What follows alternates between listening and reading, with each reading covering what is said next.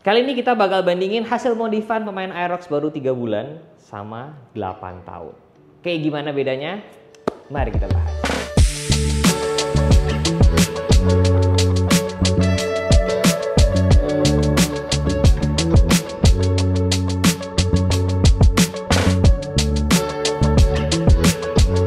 Balik lagi bersama Abang Nakano di sini. Lo tuh boleh dipanggil Ko Rifki nggak sih sebenarnya? Boleh. Oh. Gue sebenarnya lebih nyaman dipanggil Rifki sih daripada dipanggil Nakano. Karena gue takutnya nanti jadi KW gitu. Balik lagi bersama Ko Rifki di sini, iya kan? Atau Instagram Nakano, ya kan, Nakano Garage. Dan kali ini gue mau ngasih ke kalian nih, ya kan? Bedanya gue yang baru main Aerox beberapa bulan sama yang udah 8 tahun. Jadi emang udah tahu triknya, cara menang kontes. Ini beliau udah paling paham nih. Ini karena kemarin kan menang King ya kan? Iya, di Aerox Society di acara. Waktu di Aerox Society ini menang nih, ya kan? Ya. Punya gua katanya hampir menang, cuma pulang duluan, jadi gak jadi menang. Antara tidur di luar atau Dapat piala. dapat piala. Ya, jadi pilihnya nggak tidur di luar. Ya, mendingan tidur di pialanya nanti aja deh, nggak apa. Kalau piala gue bisa beli nih gitu di Tokped kan, gue tinggal beli, gue terusin sendiri, ya kan? Tapi kalau tidur di luar lebih parah soalnya. Jadi ini perbandingannya nih guys, ya kan? Sama-sama Aerox Turbo ya kita ya? Iya, sama-sama Aerox Turbo. Nah, cuman seperti bisa kalian lihat, gue modifannya ya masih standar aja. Kalau yang ini udah kelasnya apa? Fashion? Kalau di kontesan ini masuknya di kategori fashion standar. Berarti di atasnya proper lagi ya? Ya, bukan di atas proper tapi beda kelas. Beda kelas. Oke. Nah, kita mau coba lihat dari depan nih guys, ya kan? Dari depan udah kelihatan beda banget nih. Kalau kalian bisa lihat, punya gua ini bentukannya masih kelihatan sangat-sangat standar. Karena gua gak ganti shock, gak ganti pelek, cuma ganti disc brake. Nah, tapi kalau di Nakano itu udah, sorry, bukan di Nakano. Ini namanya apa? Belum ada nama. Oh, belum ada. Kirain belum. Mungkin dari konten ini bisa kasih tahu namanya siapa. Kirain belum ada judul. Apa jangan-jangan kita numpang namanya Rockstar itu ya? Iya. Tuh gara-gara si Roy itu. Nah, ini seperti bisa kalian lihat bedanya banyak nih ya. Di depan aja udah banyak ya. Ya. Mungkin yang boleh dikasih lihat yang mungkin nggak banyak orang notice. Di kaki-kaki sih sebenarnya, sama pelek udah dirubah. Nah, ini pelek gua 14, ini 13. Ring 13. Dan kebetulan ini pakai bawaan dari NMAX. NMAX Turbo berarti ya? Atau sama aja? Sebenarnya turbo sama Gen 2 itu sama. Oke. Kalau udah ngomong NMAX Gen 1 udah beda. Oke. Nah, jadi ini kaki-kaki 13, itu 14, makanya ini kelihatan lebih pendek ya. Dan cebol lah istilahnya ya. Tapi shocknya ini udah KYTA, dipendekin lagi. Udah pakai USD. Dipendekin lagi nggak? Pendekin, karena ini basicnya dari NMAX juga. Oke. Karena kalau nggak dipendekin, jatuhnya ini pasti gapnya terlalu besar nih. Benar. Jadi kelihatannya jadi aneh. Benar. Seperti bisa Udah kalian lihat, peleknya ya. kecil, gapnya juga. Ya benar. Dan Nah. ini turunnya 6 cm. 6. Yes. Ini sepertinya tidak aman untuk daerah Parung, Cisauk. Arah ke Pondok Indah juga kurang nyaman. Itu kurang aman guys. Baik lagi ya, ini modifan ya yang memang kontes lah ya. Ya, lebih ke cari fitment lah kalau Ya, kita jadi- tapi bukan untuk daily. Dalam arti daily bukan nggak bisa dipakai buat daily, Tapi tidak bisa untuk kenyamanannya kurang lah. Kurang, Untuk di benar. jalan-jalan biasa gitu. Nah, yang menarik juga yang tidak banyak orang lihat, gue juga baru tahu setelah dikasih tahu sama Ko Rifki. Spakbor. Ya, spakbor. Jadi ini spakbor, ini pakai punya NMAX. NMAX. Kenapa? Pertama, kalau memang masih dipertahankan spakbornya si Aerox, Aerox ini dia bikin produksi mungkin aerodinamisnya untuk ukuran pelek ring 14. Benar. Tapi kalau dia tetap dipertahankan pakai pelek Aerox di ring 13, jatuhnya itu tekstur maksudnya bentuknya itu pasti di sini lebih besar nih gapnya. Ya, terus kedua mungkin kelihatannya jadi kayak ngebangok. Ya. Lekukannya itu nggak proporsional lah. Makanya kenapa gue masih sebenarnya bukan kepikiran, tapi ini kan semuanya udah pakai paketan NMAX ya. Berarti bracketnya juga udah bracket NMAX.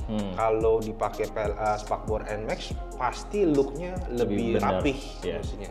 Karena memang kalau kalian lihat perbedaannya ya guys, NMAX ini emang spakbornya lebih bantet sih ya. Lebih pendek ya kan, yang itu lebih ramping. Jadi emang kalau fitment ban lebar, sejujurnya yang ini spakbornya lebih bagus sih. Karena dia lebih lebar, terus di sini lebih ngetutup, ya kan? Kalian bisa bandingin nanti ini di rollnya. Tapi sih sebenarnya kalau memang nanti aksesorisnya buat si 14-nya udah ada, pasti gue balikin lagi ke spakbor Aerox karena kan memang peruntukannya untuk ring 14. Bener-bener. Nah, buat yang pengen tahu, Om, kalau misalkan pakai velg NMAX 13 di Aerox, seberapa PNP? Atau ada yang mesti diubah sedikit? Kita ngomong pakai bottom shocknya NMAX atau Aerox. Kalau Aerox gimana? Kalau Aerox pasti nggak pas. Pasti nggak pas. Pasti nggak pas. Tapi bottomnya harus tetap pakai yang NMAX. Jadi kalau bottom NMAX, bukan bautnya nggak pas ya, tapi bentuknya rada nggak pas. Oke. Karena kalau ini kita bongkar, bracketnya si NMAX itu dia rada ngelekuk gitu.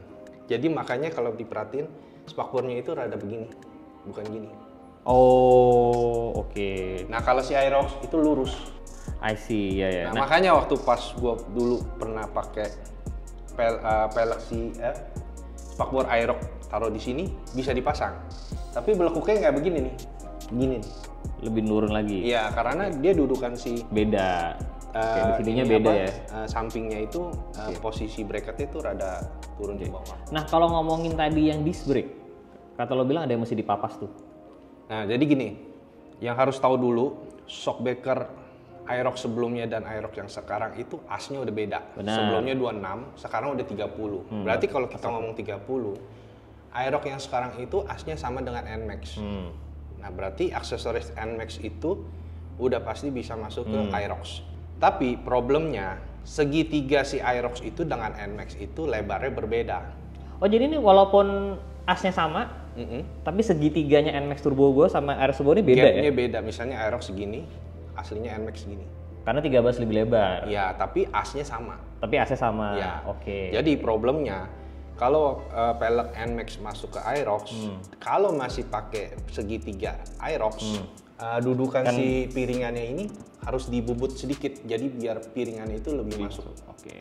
Nah, dicatat guys. Jadi orang banyak bilang PNP, tapi tidak terlalu PNP lah ya. Sama kayaknya untuk pakai pelek-pelek yang ring 14 Aerox kemarin. Aerox yang kayak kemarin, kalau memang dia basicnya ambil dari NMAX, itu kan sebenarnya kalau menurut gue sih itu kayaknya pelek NMAX, tapi di downsize, tapi dia memproduksi ukuran yang ring 14.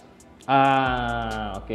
Nah itu pun juga harus dipapas. I see. Yeah. Jadi untuk support si NMAX sebenarnya yang tadinya 13 jadi 14. Benar. Tapi dudukan piringannya kan harus tetap ikut si NMAX. Yes. Nah kalau masuk ke Aerox tetap harus dirubah juga. Menarik. Jadi memang ini ilmu baru. Kalau gua nggak ngobrol sama yang sudah 8 tahun main Aerox, nggak akan tahu tuh guys. Nah, ngomongin soal lampu nih. Punya gua pasti standar ting-ting. Ini Ini udah di LED. Proji sama pakai Lazy. Coba lihat nyalainnya gimana. Nah jadi bisa berubah-ubah ini gini kan. Bull Eyes kebetulan digarapnya di kedai Raiders. Dia bikin ada dua versi, ada daylight. Kalau daylight ini kan, jadi kalau siang itu nggak harus nyalain lampu, begini aja udah.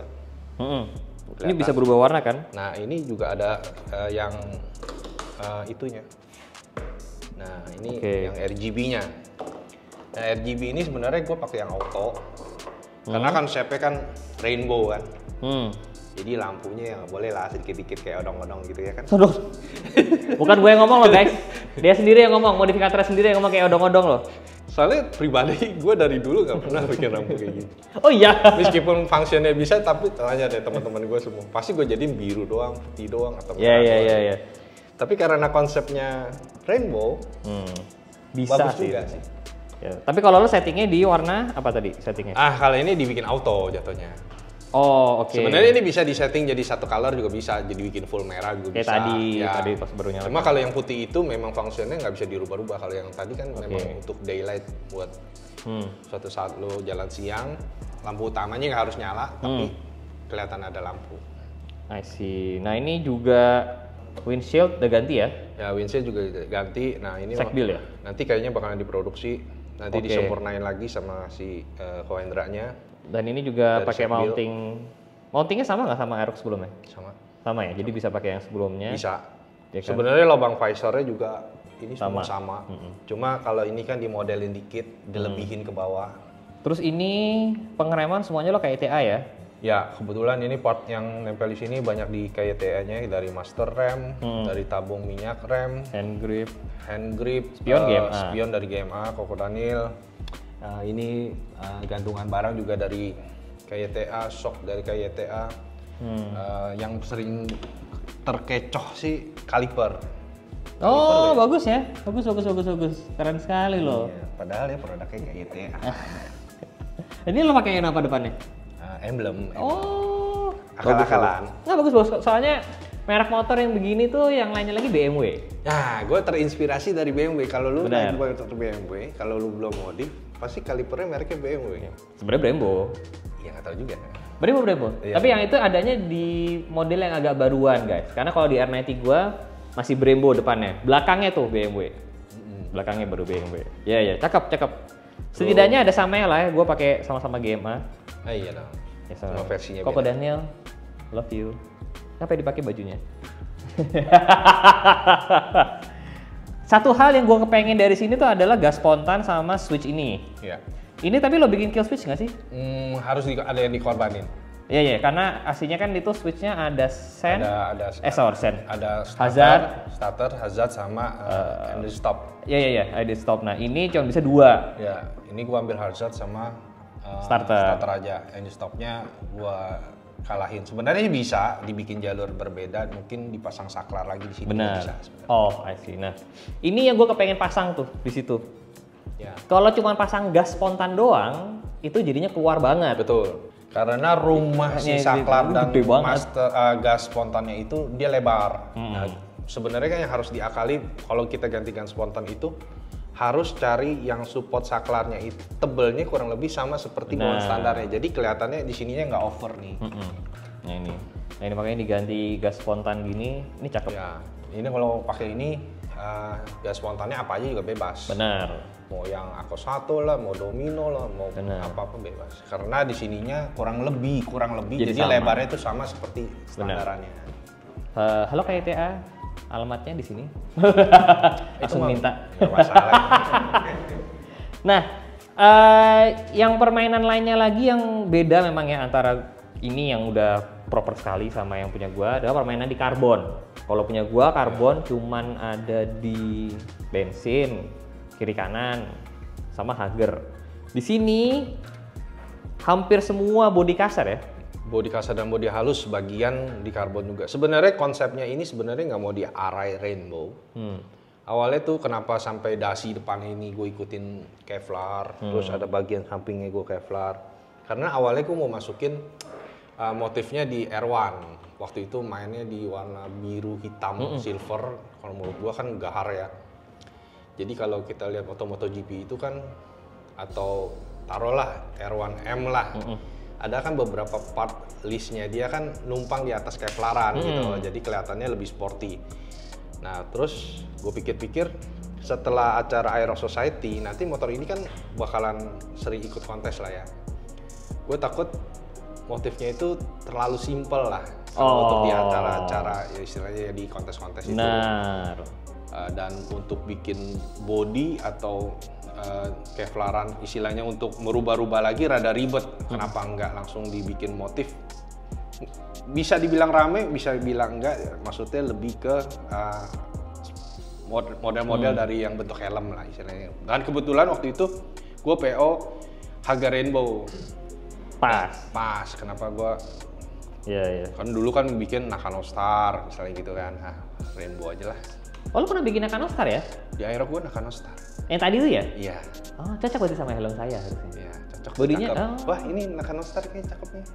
Coba tolong ada linknya. Boleh. Ini tapi soalnya nih airbrush, karbon semua jadi begini. Ya, abis satu motor lagi lah ya. Ya, jadi kalau di motor ini sebenarnya budget yang paling mahal itu cuma di Kevlaran sama di cat. Sisanya ya maksudnya masih terjangkau lah. Coba deh, misalkan nih, nanya nih ya. Ini kan gua nge-repaint. Habis berapa sih gua nge-repaintnya paling 4-an lah ya. Kalau misalkan sampai airbrush sampai begini nih Om, berarti sampai karbon, airbrush. Ya kira-kira kombinasi karbonnya sama deh kayak lo. Itu sebenarnya bisa habis berapa sih Om? Hampir 20. Hampir 20. Iya. Ya, karena sebenarnya catnya itu lebih murah dari Kevlarannya. Oh masa? Iya. Oke, dari 20 taruhlah nggak sama Kevlaran, tapi motifnya Nakano gitu. Nakano 8-an. Oh. 8 atau 9 juta lah. Kalau kita ngomong taruhlah di motor ini jangan ada part karbonnya, tapi bodi kasarnya dihilangin, konsepnya seperti kayak Nakano gitu ya? Nakano yang Star itu kan. Karena kan mainnya dominannya hitam glossy, putih, merah kan. Ini bisa sekitar segituan. Jadi Sekitar benar-benar 8. tidak ada part kasarnya semua. Benar. Oh, jadi bodi kasarnya dialusin ini, lah ya. Ini nanti dijadiin glossy, terus nanti ditabrak-tabrakin dengan aksen-aksennya si Nakano Star. Pen brush memang lebih mahal guys. Ya. Karena susah sekali. Dan ini butuh teknik khusus ya. Soalnya gini, banyak orang maksudnya buat curhat ya, Masat bilang, Om, kalau nge-airbrush di Om mahal, kalau nge-airbrush di tempat orang lain lebih murah mungkin ya. Karena kalau gue lihat orang nge-airbrush di tempat orang lain itu berdasarkan kalau bodi motor itu udah nggak aneh lah kalau kita ngomong bodi kasar dan bodi halus. Kalau kita cuma nge-airbrush di bodi halus aja, tidak memikirkan bodi kasar, emang itu harganya nggak terlalu mahal. Benar. Tapi kalau airbrush di gue nggak selalu mikirin itu bodi halus atau bodi kasar. Yang penting itu motor gue jadiin dulu, gue gabung-gabungin. Itu belum ada mesinnya, motornya gue kayak gantung gitu. Nah itu baru gue airbrush. Tujuannya biar temanya aja ketemu. Benar. Ya, Nggak harus dibatas-batasi bodi halus dan bodi kasar. Jadi bodi kasar memang harus masuk grafis, gue hajar juga gitu. Cakep. Ya. Contohnya kan kayak gini kan, ini semua kan bodi kasar. Jadi bisa kalian bodi guys, kasar. Jadi kalian di sini bisa bandingin ini bodi kasar aslinya, karena di punya gue masih standar ini bodi kasar. Ini aslinya bodi kasar nih. Dan gue udah nggak mikir. Ini waktu pas ngecatnya ini kayak motor gantung, jadi bodinya dirakit-rakit baru ditarik. Bagusnya gimana? Jadi emang ini di sini kalian bisa melihat perbedaannya antara yang body full dicat sama yang cukup standaran. Gantinya perubahan dari bodi kasar ke bodi halus kalian bisa lihat persis nih di video ini. Terus detail lain yang gue suka juga adalah Om Nakano Koriki. Ini dibolong-bolongin ya? Ya. Jadi ini biar dibikin beda aja. Bagus. Ini dibikin. Sebenarnya nggak di Aerox juga, di X-Max gue juga gue pikirin kayak gitu-gitu. Itu lo gimana caranya bisa serapih itu? Ini dibolongin satu-satu kan? Iya, jadi ini aslinya dibuang dulu, dibolongin. Kalau nggak salah itu namanya apa ya? Kalau kayak garnish-garnish gitu ya. Kalau yang di bumper-bumper Lamborghini atau McLaren itu. Kebetulan teman gue ada Tommy Airbrush waktu itu.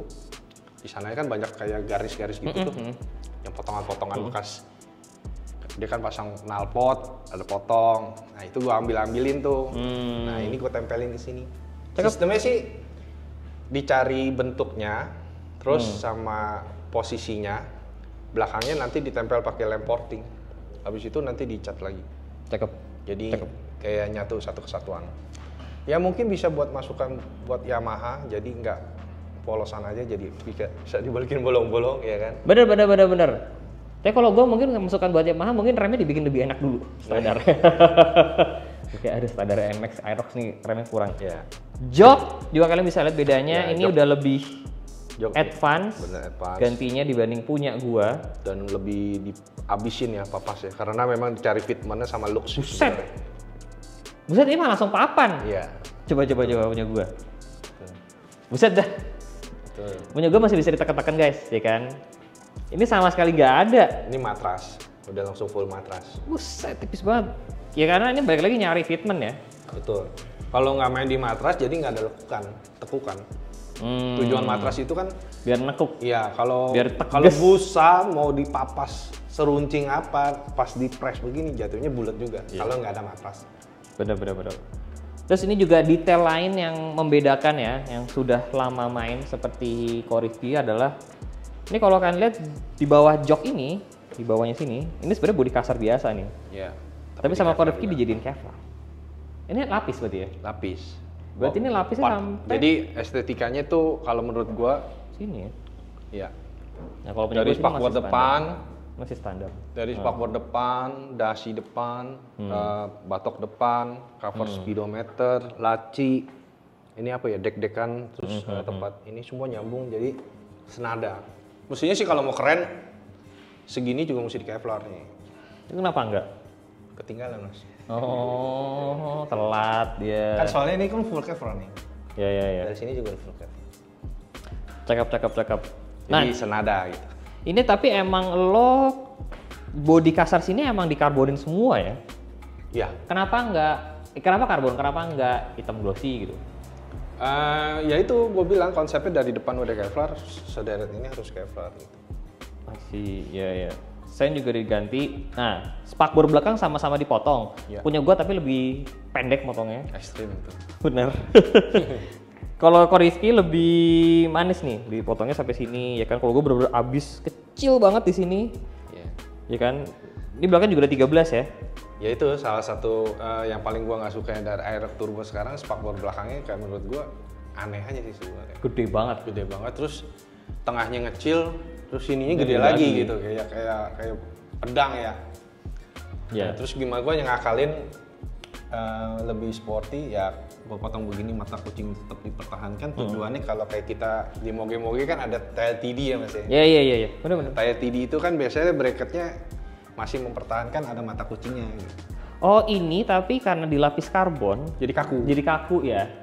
Karena kalau punya gua spakbor Kan lebih- standar, lebih- jadi bisa kalian lebih- lihat. Oh ini Nah, kalau lebih masih main. kalau Lebih main, masih kan? dibikin kayak mata kucing, kalau nggak di Kevlar mungkin kalau lagi digas rada geter.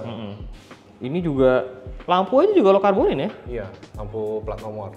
Oh, plat nomor dikarbonin, cover CVT. Iya kayak cover CVT, bak CVT karbon ya. Kenapa nggak CNC kayak lo biasanya? Belum ada duit mas. Oh. Habis Kaget duit juga. soalnya.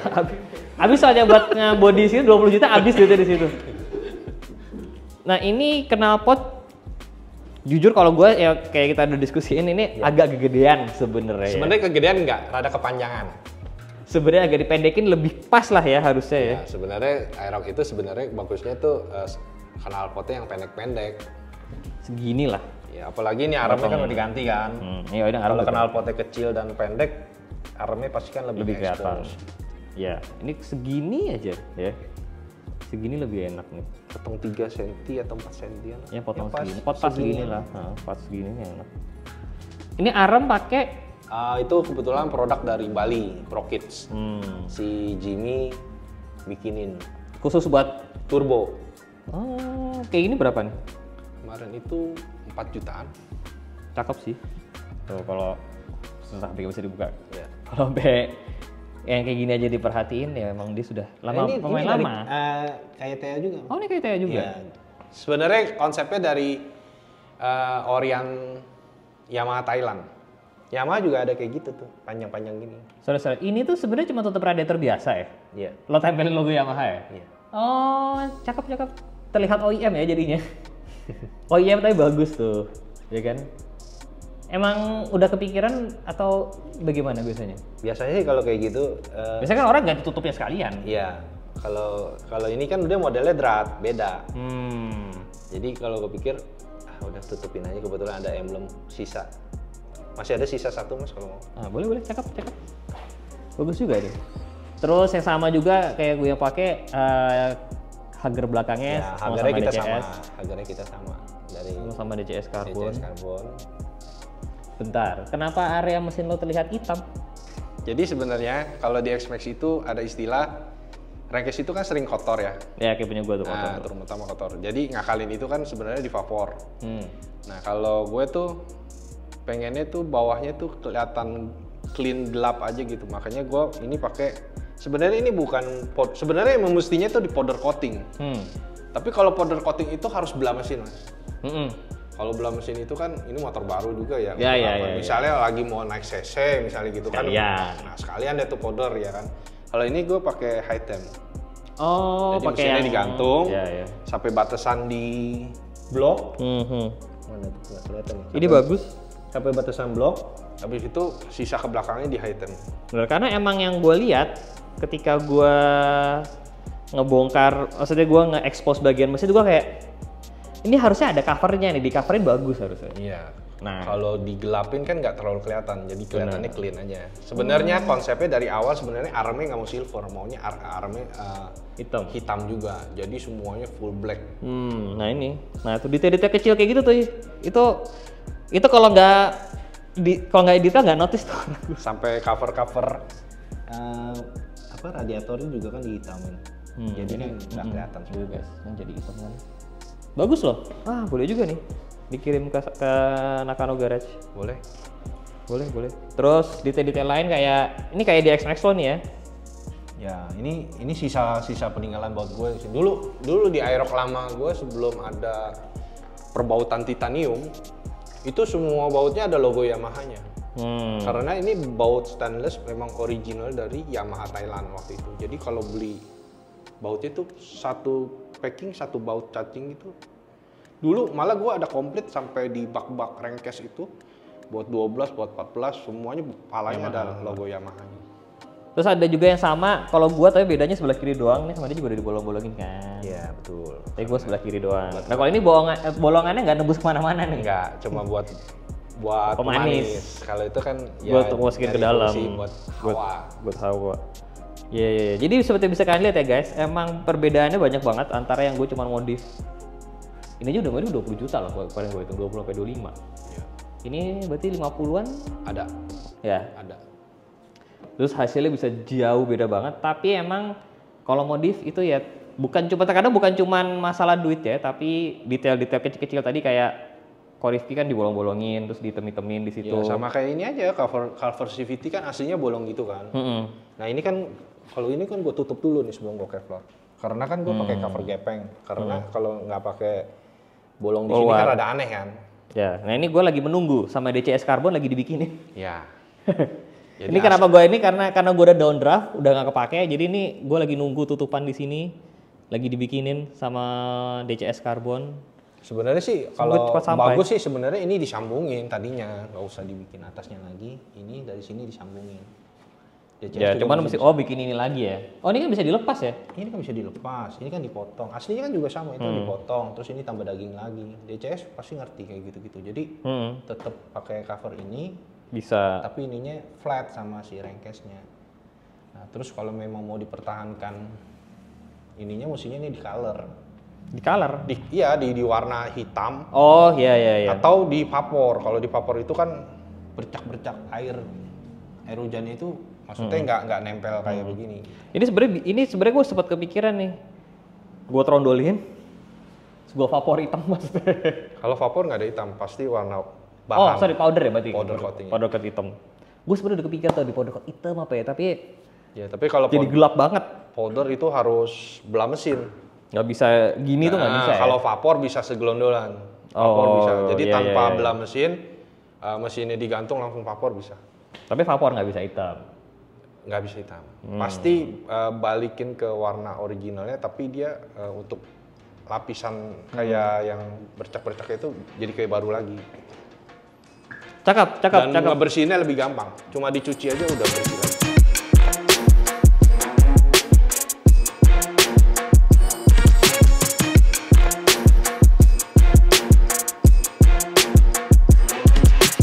Luar biasa. Jadi melalui video ini kalian bisa melihat ya perbedaannya antara orang yang baru modif kayak gua atau modif ala-ala doang sama yang emang sudah sering ikut kontes. Luar biasa. Rifki terima kasih ya atas ilmu-ilmunya. Jangan lupa di like, jangan lupa subscribe. Habis ini kita mau bahas Forza yang sudah jadi keren banget gara-gara Nakano Garage. Stay safe jalan, I'll see you next video guys. Bye bye.